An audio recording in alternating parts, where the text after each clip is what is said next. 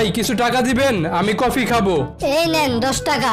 আর 10টা টাকা দেন, আমার গার্লফ্রেন্ডকেও কফি খাওয়াবো। কি ভিক্ষুক হয়েও আবার গার্লফ্রেন্ড বানাইছেন? আরে না, ওই গার্লফ্রেন্ডই আমারে ভিক্ষুক বানাইছে।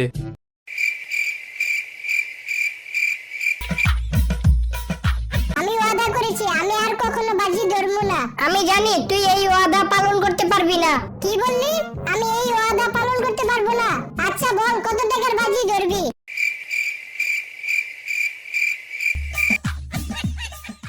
আজকে পরীক্ষার প্রশ্ন কেমন হয়েছে? স্যার এত কঠিন প্রশ্ন হয়েছে যে উত্তর দিতে গিয়ে আমার 12টা বাজে যাইবো। তাতে তো কোনো সমস্যা নেই, কারণ পরীক্ষা তো শেষ 1টা বাজে।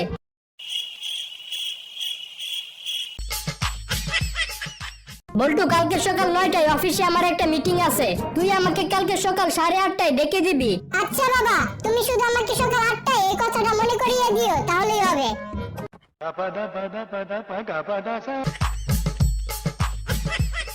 আচ্ছা বল্টু, বলতো একজন মানুষ কি 10 দিন না ঘুমিয়ে থাকতে পারে? 10 দিনকে একজন মানুষ তো 100 দিনও না ঘুমিয়ে থাকতে পারে। কি কস, এটা কেমনে সম্ভব?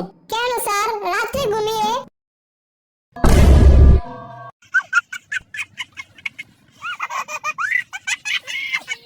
আচ্ছা বল্টু, বলতো প্রেম কারে কয়? প্রেম হলো এমন একটি পরীক্ষা যেখানে পাশের হারের থেকে বাসের হার অনেক বেশি।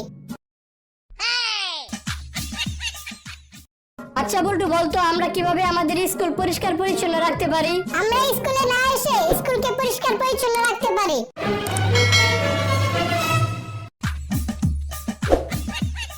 আচ্ছা বল্টু, বলতো আমরা যেখানে বসে মদ খাই তাকে কি বলে?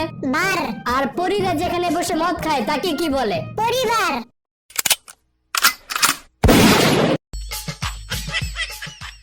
কিরে বল্টু, তুই আবুল্লারে মারলি কেন? স্যার আবুল্লাহ আমার গার্লফ্রেন্ডকে কিস করছে। তোর গার্লফ্রেন্ড কে? আপনার মেয়ে। থামলি কেন? মার শালারে।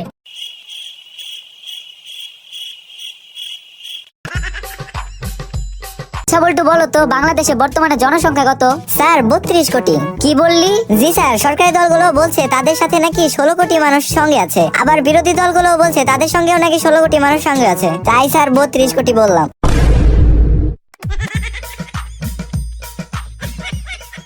বলতো বলো তো কাল কত প্রকার? স্যার কাল হচ্ছে 6 প্রকার। আচ্ছা বলো তো কি কি? স্যার সকাল, বিকাল, আগামীকাল, রাত্রিকাল, ইহকাল, পরকাল। হারামজাদা, কাল আরো এক প্রকার আছে। এখন তোকে মারতে মারতে শরীরের যে অংশটা থাকবে তাকে বলবে কঙ্কাল।